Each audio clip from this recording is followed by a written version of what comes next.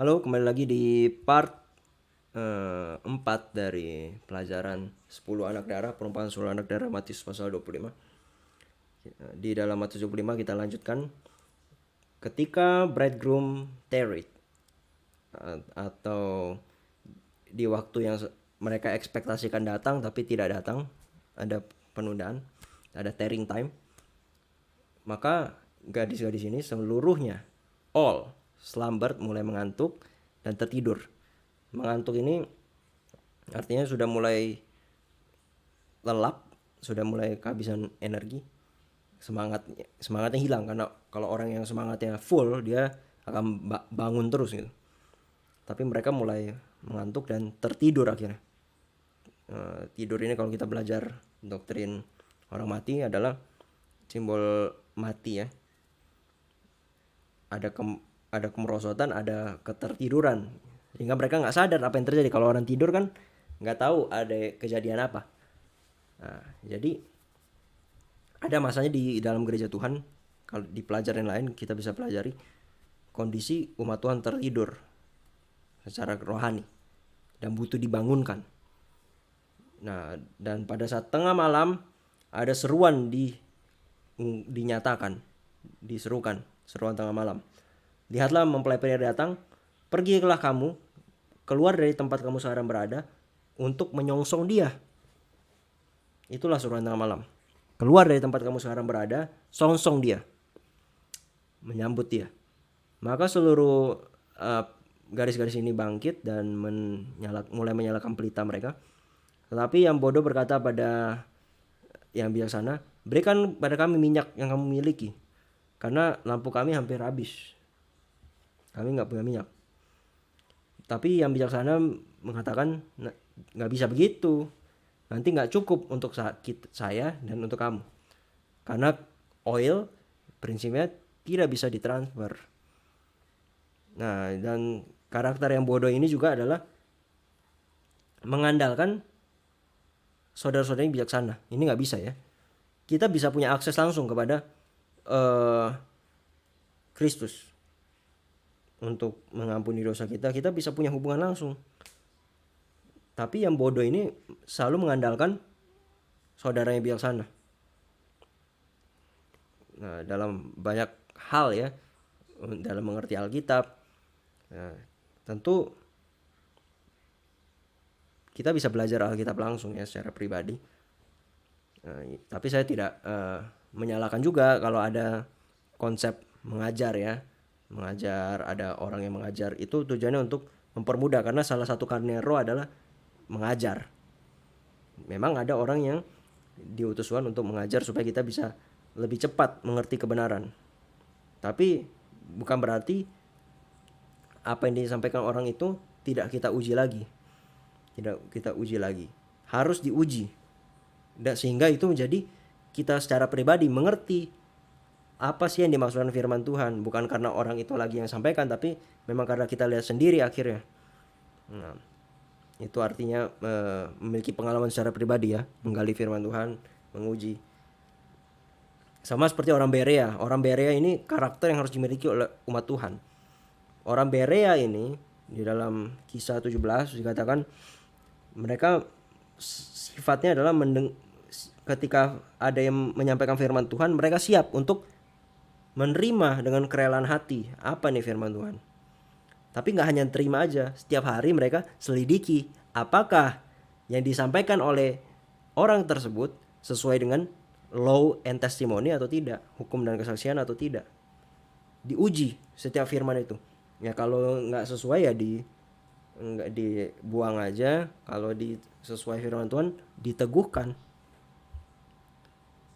Ini, tapi orang yang bodoh hanya mengandalkan dengar pendeta saja, dengar orang yang dianggap mantap saja, tapi nggak pernah punya pengalaman masing-masing mengerti betul apa maksud firman ini. Waktu ditanya terus tentang misalnya doktrin A, oh iya, Anu pernah bilang ini nih, tapi nggak bisa jelaskan gitu secara pribadi, karena nggak pernah gali secara pribadi. Itu dia. Dan ini nggak bisa, pengalaman nggak bisa ditransfer. Bagaimana Roh Kudus menuntun pribadi kita untuk mengerti firman Tuhan. Dan karakter tidak bisa ditransfer juga. Nggak bisa kita mengandalkan kebenaran misalnya orang tua kita terus kita jadi benar sendiri. Enggak. Kita harus punya peran masing-masing. Kebenaran orang tua bukan kebenaran kita. Kebenaran kita bukan kebenaran orang tua. Sama seperti dosa juga. Dosa kita bukan dosa orang tua kita. Dan dosa orang tua nggak harus kita turuti. Walaupun kecenderungannya ada, kita nggak perlu layani. Itu prinsip yang harus kita tanamkan dalam pikiran dan hati kita. Nah, sekali lagi kutipan ini katakan kita harus masing-masing tidak hanya jadi pendengar firman saja, tapi tanpa menunda-nunda kita amankan minyak di dalam buli-buli kita untuk lampu kita masing-masing. Oil ini adalah righteousness of Christ, kebenaran Kristus.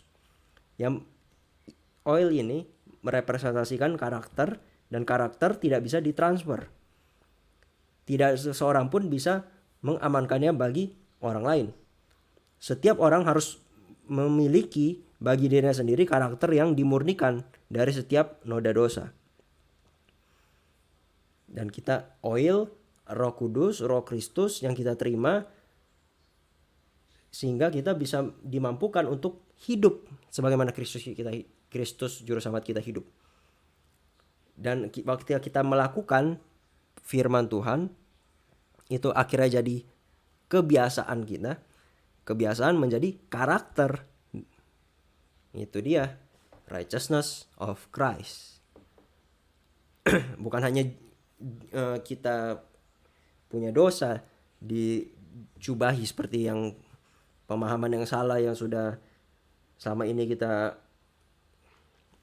mengerti. Tapi righteousness of Christ ini adalah kita di cleansing. Jubah lama kita yang kotor ini kita sadari jubah kita kotor, pekerja Roh Kudus. Diyakinkan kita akan dosa kita, kekotoran kita, sehingga kita bisa dibenarkan. Inilah kalau kita bisa baca nanti PR kita masing-masing. Zakaria pasal 3 ayat 1 sampai 5. Ada imam besar Yesua. Namanya Yosua nih. Yesua, nama Yesua sama ya seperti Yesus, Yesua. Tapi baju jubahnya kotor. Imam ini pekerjaan yang sangat tinggi di dalam sanctuary. Dia pelayan Tuhan. Yang mana kalau orang dihakimi, imam dulu dihakimi. Punya pengetahuan akan kebenaran. Tapi jubahnya kotor. Dan dia sedang accuse, dituduh oleh setan. Ini loh. Hamba kamu Tuhan yang kotor ini sedang dituduh. Tapi apa yang dilakukan oleh Tuhan? Tuhan rebuke setan, dan akhirnya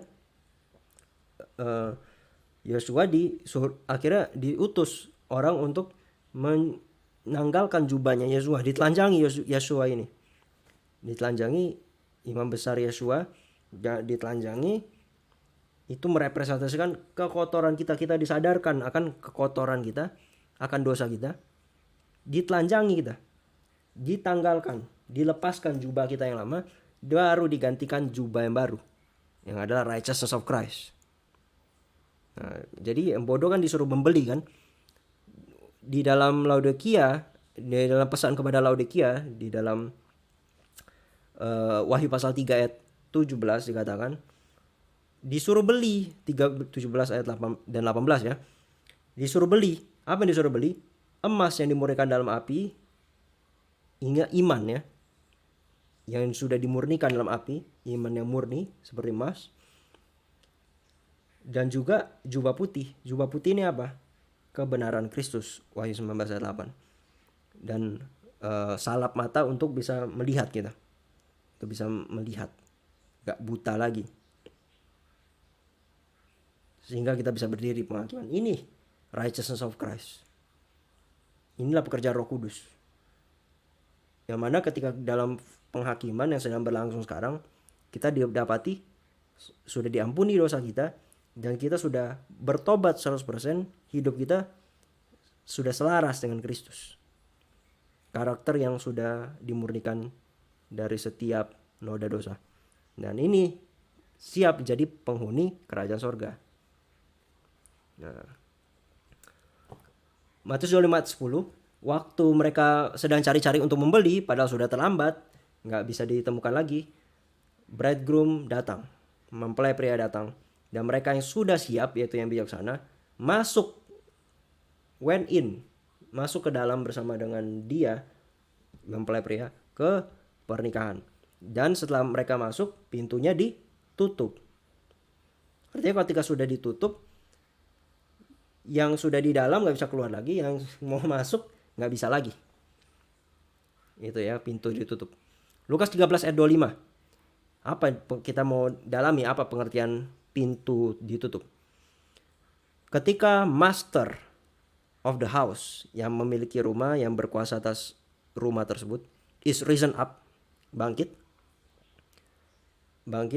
dia berdiri, dan dia akan tutup pintu waktu duduk, terus bangkit, berdiri, tutup pintu. Jadi kata lain dari tutup pintu, simbolnya adalah salah satunya berdiri. Sudah selesai. Dan mereka yang di luar akan mengetuk pintu dan berkata, Tuhan, bukan bagi kami pintu ini. Tapi akan dijawab oleh master of the house, yang punya rumah, saya tidak tahu kamu datang dari mana. Saya nggak kenal kamu. Dikatakan nggak kenal kamu. Oke. Jadi waktu bangkit akan ada tutup pintu. Waktu berdiri tutup pintu. Di Daniel 12 ayat 1 dikatakan Mikael akan berdiri. Yesua akan berdiri. Dalam arti penghakiman sudah selesai. Ini sama seperti dalam proses pengadilan, penghakiman, hakim sedang duduk, sedang memeriksa, dan waktu sudah ketuk palu, sudah vonis, hakim akan berdiri menandakan sudah selesai. Ya, akan ada masanya, waktunya penghakiman sudah selesai. Dan orang waktu mau cari sudah nggak bisa lagi. Amos 8 ayat 11 dan 12 mengatakan, waktu sudah tertutup pintu masa percobaan, sudah selesai, sudah ditutup, Yesus sudah selesai pekerjaannya, mereka akan cari firman Tuhan, mengembara ke sana kemari, ke seluruh pelosok bumi, cari dari utara ke timur, tapi sudah nggak bisa temukan lagi. Kenapa? Karena di waktu bisa diakses, nggak dicari. Waktu sudah nggak bisa dicari, mereka baru mau cari. Terlambat. Ya. Nah, di zaman Nuh, ada sebuah cerita yang menarik ya. Ketika Nuh membangun Batra, di hari di mana Tuhan suruh masuk ya, mereka masuk. Siapa yang masuk? Noah, Sem, Ham, dan Yafet. Anak-anak dari Nuh. Dan juga istri dari Nuh. Dan juga tiga istri dari 3 anaknya. Masuk ke dalam Batra, 8 orang. Nuh, istrinya, 3 anaknya, 3 orang mantunya. Mereka dan seluruh binatang tersebut dalam segala jenisnya, dan juga ternak dalam segala jenisnya, setiap creeping thing yang merayap di bumi dengan segala jenisnya, dan segala burung-burung dengan segala jenisnya masuk ke dalam Batra. Mereka masuk ke dalam kepada Nuh, datang kepada Nuh, masuk ke dalam Batra, 2 jantan betina ya. Semua yang bernapas masuk dalam Batra. And they that went in, male and female of all flesh, yang manusianya pria wanita, yang binatang jantan betina, masuk dalam Batra sebagaimana Tuhan perintahkan Nuh. Dan setelah mereka semua masuk, Tuhan tutup pintu tersebut, pintu Batra, sehingga yang mau masuk tidak mau bisa masuk lagi. Yang sudah di dalam ya tetap di dalam, nggak bisa berubah lagi, sudah vonis. Ini tutup pintu. Dan yang tutup siapa? Tuhan yang punya otoritas. Bukan Nuh yang tutup Batra, tapi Tuhan sendiri yang tutup pintu Batra. Dan sebagaimana zaman Nuh, demikian juga kedatangan anak manusia, kedatangan Yesua. Dan sebagaimana karakter orang yang selamat adalah Nuh, itulah ciri-ciri orang yang diselamatkan masuk ke dalam batra. Demikian juga pada saat kedatangan Yesua yang kedua kali, inilah ada karakter yang seperti Nuh lah yang akan selamat. Jadi karakter Nuh, karakter orang yang selamat, karakter orang yang selamat pada kedatangan anak manusia adalah karakter yang serupa dengan Nuh. Seperti apa karakter Nuh? Nuh menemukan grace di hadapan mata Tuhan. Grace ini apa? Kuasa yang mengampuni dosa, dan juga kuasa yang memampukan kita untuk tetap bersih, tetap hidup menurut. Roma 1 ayat 5 katakan, Paulus mendapatkan kasih karunia di hadapan Tuhan untuk obedience, penurutan kepada iman bagi semua bangsa. Grace untuk menjaga kita tetap murni. Kuasa yang sama yang mengampuni kita, kuasa yang sama juga yang memberikan kita kemampuan untuk tetap berdiri dalam kebenaran. Inilah kasih karunia. Kita under grace, bukan under law, kan? Hukum mengkondem kita terus. Hukum tidak bisa membenarkan kita. Tapi grace memampukan kita tidak dikondem lagi oleh hukum, karena akhirnya bercermin dan selaras kita. Ini kuasa grace. Makanya kenapa dibilang kita di bawah kasih karunia. Bukan artinya supaya kita bikin dosa seenak jidat kita lagi nih. Nggak gitu ya. Tapi grace ini supaya waktu bercermin di hukum, kita sudah diampuni, bersih, dan tetap murni. Mempertahankan kita tetap murni. Kalau kita berpegang pada kasih karunia Tuhan itu terus menerus. Inilah kuasa yang memampukan kita untuk jubah kita tetap bersih. Nah, inilah generasi Nuh. Nuh adalah a just man, orang yang benar, justified by faith, dibenarkan oleh iman. Orang benar hidup oleh iman. Nuh hidup oleh iman, dia benar, dan dia sempurna di generasi di zamannya dia tanpa cacat celah. Bagaimana kita bisa sempurna? Sekali lagi, tugas dari firman Tuhan adalah 2 Timotius 3 ayat 16 dan 17 adalah untuk doktrin, mengkoreksi kita dalam kebenaran, memberikan instruksi, mengkoreksi kita, lalu untuk menyatakan kesalahan kita supaya kita bisa menjadi sempurna. 17 yang katakan. Dan Nuh berjalan bersama dengan Tuhan. Nuh waktu bercermin dengan hukum, dia sempurna, didapati tidak bercacat celah. Dia righteous, dia just, dia sudah punya righteousness of Christ. Nuh berjalan bersama dengan Tuhan. Apa artinya berjalan sama dengan Tuhan? Ketika dua orang berjalan bersama, Amos 3:3 katakan, bisakah orang yang tidak saling sepakat, tidak saling setuju, berjalan bersama-sama? Nggak bisa, saudara-saudara. Nuh berjalan bersama dengan Tuhan dalam arti apa yang Nuh imani, itulah juga yang Tuhan imani. Apa yang Nuh kehendak Tuhan selaras dengan kehendaknya Nuh. Nuh selaras dengan kehendak Tuhan. Apa yang Nuh lakukan selaras dengan apa yang Tuhan mau. Itu artinya Nuh berjalan bersama dengan Tuhan. Dan dibilang,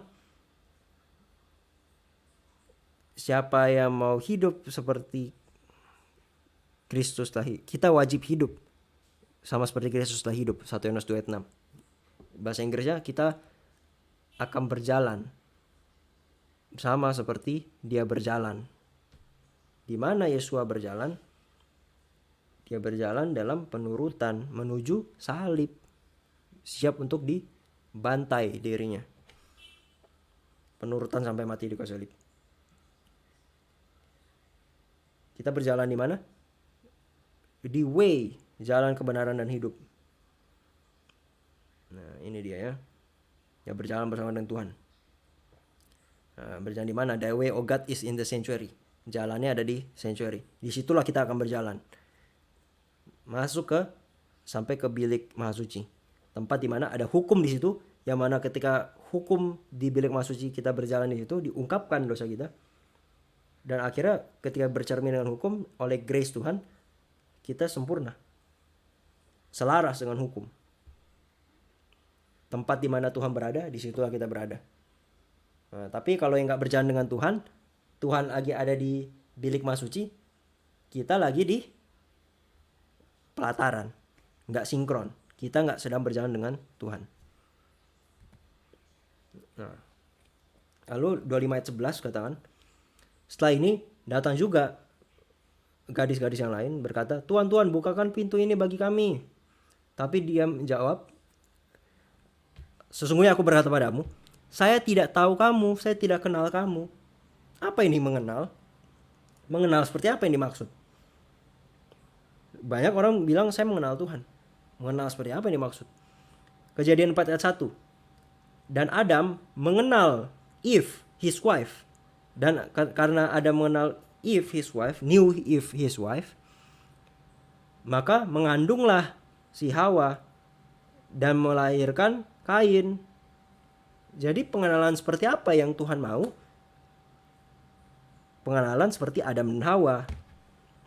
Adam mengenal Hawa dalam arti menjadi satu tubuh, bersetubuh mereka dalam naungan pernikahan antara Adam dan istrinya, sudah sah bersetubuh mereka dan menghasilkan anak. Benihnya Adam dibuahi oleh Hawa menghasilkan anak. Efesus 5 ayat 22 katakan, sebagaimana Kristus adalah kepala jemaat yang menyerahkan dirinya kepada jemaat, begitu juga suami kepada istri. Hubungan suami istri menggambarkan hubungan Kristus dengan jemaat. Dan hubungan yang intim ini, yang mana benihnya masuk ke benih laki-laki, benih suami masuk ke dalam istri, dibuahi oleh istri, menghasilkan buah, yaitu anak. Yang mana di Kejadian 4 ayat 1 ini si Kain ya, menghasilkan anak pertama. Nah, benih itu adalah firman Tuhan di dalam Lukas 8 ayat 11. Jadi benih Adam kedua, benih yaitu Yesua, adalah firman Tuhan. Yang ketika masuk ke dalam gerejanya, umat-umatnya, istrinya, yaitu jemaatnya di bumi ini, akan menghasilkan buah. Buah dari siapa? Buah dari si Adam kedua, itu Yesua. Karakternya sama. Oke? Jadi bisa dilahirkan si karakter Kristus ini. Nah, 1 Yohanes 3 ayat 6 katakan, siapa yang tinggal di dalam dia, yaitu Kristus, Yesua, tidak berdosa. Kalau kita tinggal dalam Yesua, kita tidak berdosa lagi. Siapa yang berdosa tidak melihat dia, juga tidak kenal dia. Jadi apa maksudnya? Nggak kenal, artinya masih berdosa kalau kenal ya. Karena pengenalan akan Kristus menghasilkan hubungan yang intim dengan Kristus, kita terima terus kuasanya. Hubungan ranting dan pokok anggur yang tidak pernah terputus menghasilkan buah. Menghasilkan kita tidak berdosa lagi. Karakter kita selaras dengan hukum. Ini bisa kita terima kalau kita punya hubungan yang intim dengan Tuhan. Dari diri kita sendiri, nggak bisa. Nggak bisa menghasilkan buah. Makanya ini bicara hal yang lain ya.